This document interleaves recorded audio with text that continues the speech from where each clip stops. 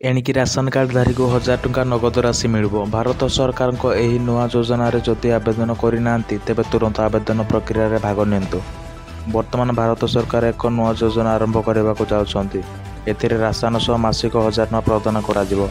तेबे जो नागरिक माने राशन कार्डधारी माने सही माने यह योजना आवेदन करें। वर्तमान सारा देश में अनेक राशन कार्ड ई-केवाईसी प्रक्रिया पूर्ण होना। एथिपाई भारत सरकार यह नुआ योजना अनुजाई ई-केवाईसी प्रक्रिया पूर्ण करने को जाउछंती। एही योजना माध्यम ई-केवाईसी सह आर्थिक रूप से दुर्बल थिबा परिवार मानक जीवन स्तर में सुधार आने आर्थिक सहायता प्रदान करा जिवो।